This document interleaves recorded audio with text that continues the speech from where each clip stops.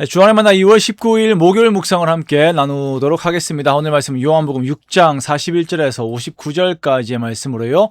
생명의 떡이 되신 예수 그리스도라고 하는 제목으로 함께 묵상을 나누도록 하겠습니다. 자, 오늘 본문에서는 스스로를 하늘에서 내려온 떡이 되심을 증거하시는 그 예수님에 대해서 말씀을 하십니다. 설 명절 잘 보내셨습니까? 우리가 이제 명절들을 보내고 이제 다시 하나님의 말씀 안에 거하며 말씀과 함께 걷게 됩니다. 말씀을 통하여 항상 우리와 함께 하시는 주님과 동행하며 주께 순종하는 우리가 되시기를 원합니다.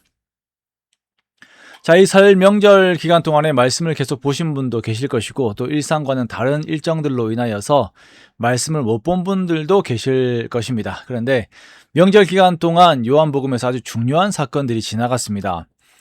오병이어의 표적과 예수님께서 물 위를 걸어오신 것입니다. 그래서 제자들에게 다가가신 것이에요. 그리고 이후에 생명의 떡에 대한 그 논쟁이 벌어지게 됩니다.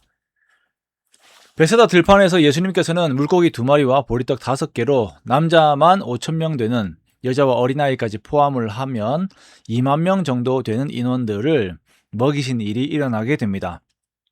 자, 그러자 사람들은 이제 예수님을 보면서 떡에 대한 관심을 가지게 돼요. 자신에게 이제 먹을 것을 주시는 분으로 예수님을 인식을 하게 됩니다. 그래서 억지로 왕으로 삼고자 하지요. 야, 저분만 있으면 우리가 굶지 않겠다라고 하는 생각을 가지는 것은 어쩌면 굶주린 이 무리들에게는 당연한 것일지도 모릅니다. 그리고 예수님께서는 제자들을 먼저 갈릴리를 건너서 건너편으로 가게 하십니다. 이때 큰 풍랑이 일게 되고 제자들은 물 위를 걸어오시면서 자신들과 함께 하시는 그 예수님의 그 능력, 그 하나님 되심을 경험을 하게 됩니다. 자, 이렇게 예수님께서는 자신이 하나님이 되심을 제자들에게 계속적으로 나타내세요. 자, 그런데 군중들에게 있어서 그리고 유대인들에게 있어서 이 떡의 문제가 아직 그들에게 초유의 관심이었습니다. 사람들은 떡을 주시는 분을 따라, 육신의 떡을 주시는 분을 따라 바다의 건너편까지 따라오게 됩니다. 제자들이 탄 배가 떠날 때에는 예수님이 그들과 함께 계시지 않았지만 그들이 제자들 일행에게 도착했을 때 예수님께서 거기 계신 것이 이상하기는 하였습니다. 그러나 그것이 그리 큰 문제는 되지 않았습니다. 그냥 그들은 자신들에게 더 떡을 주시기를 바라는 것이었습니다. 예수님께서는 떡을 바라는 이들에게 썩을 양식을 위하여 일을 하지 말고 영생하도록 있을 양식을 위하여 일하라라고 말씀을 하세요. 이 영생하도록 있을 양식을 위하여 일하라라고 하는 것은 하나님께서 보내신 아들 예수 그리스도를 믿으라라는 것입니다. 여기에서 일하라라고 했을 때 그 일은 예수님을 자신들의 메시아로, 그 구주로 믿는 것입니다. 믿는 것이에요. 자, 그런데 이 말씀이 유대인들에게 걸립니다. 그리고 비교를 해요. 모세와 비교를 합니다. 야, 모세는 광야의 그 긴 여정 동안 만나를 내리게 하여서 그 많은 이스라엘 백성들을 먹였는데 과연 당신이 메시아이심을 믿게 하는 표적이 무엇인가? 라고 묻지요.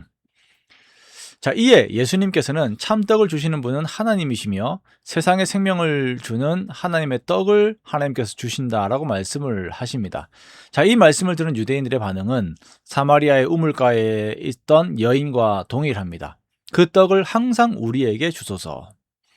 자, 그러자 예수님께서는 자신이 그 생명의 떡이 되심을 말씀을 하세요. 35절에 보니까 예수께서 이르시되 나는 생명의 떡이니 내게 오는 자는 결코 줄이지 아니할 터이요 나를 믿는 자는 영원히 목마르지 아니하리라 라고 말씀을 하십니다. 자, 그런데 문제는 이 유대인들이 예수님을 보고도 믿지 않아요. 나의 모든 필요를 채우시는 나의 구원자가 되심을 믿지 않습니다. 자신을 하늘에서 내려온 떡이라고 증거하시는 예수님의 말씀에 유대인들은 예수님을 단순히 목수 요셉의 아들로만 생각하며 수근거립니다. 그러나 예수님께서는 계속 자신에 대해서 증언하세요. 광야에서 만나를 먹은 사람들도 결국 죽었지만 하늘에서 내려온 떡을 먹는 자는 죽지 않고 영생을 얻게 될 것이다. 내가 줄 떡은 세상의 생명을 위한 내 살이다 라고 이렇게 말씀을 하십니다. 예수님께서는 사람들이 자신의 살을 먹고 피를 마시지 않으면 영생을 얻지 못한다, 생명을 얻지 못한다 라고 말씀을 하십니다. 자, 예수님께서 말씀하시는 것은 성만찬에 대한 것이죠. 그리고 이 성만찬은 그리스도와의 연합에 대한 의미입니다. 예수님께서 십자가에서 죽으시고 부활하심에 대한 복음을 믿고 예수님을 주로 고백하는 자들은 그리스도와 연합하게 됩니다. 이들은 예수 그리스도 안에서 그분의 영생을 함께 누리게 됩니다. 그러므로 생명의 떡이 되신다라고 하는 것은 사람이 영생하게 하는 그 동력이 예수 그리스도께 있다. 그분의 십자가의 공로에 있다라고 하는 말씀입니다. 이것을 믿는 것이에요. 자, 우리가 영생을 위한, 우리의 구원을 위한 조건들을 다른 것에서 찾을 때가 많이 있습니다. 나의 공로나 아니면 결핍의 충족, 쾌락 등과 같은 것에서 찾을 때가 많이 있지요. 그러나 예수님께서는 오직 예수 그리스도 안에 영생을 위한 동력이 있음을 말씀을 하십니다.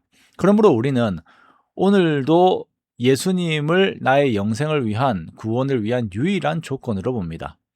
그래서 주님만 더욱 의지하고 주님의 은혜에 감사하며 주님의 말씀의 뒤를 따릅니다. 이것이 주님을 나의 생명의 떡으로 고백하는 행위가 되는 것입니다.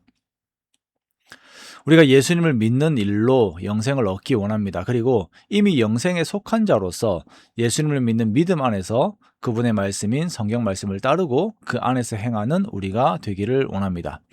그렇게 주님의 나라에 속한 자로서, 영생에 속한 자로서 더욱 주님을 바라고 주의 뒤를 따르는, 그렇게 주님을 의지하는 저와 여러분 되시기를 주님의 이름으로 축원합니다.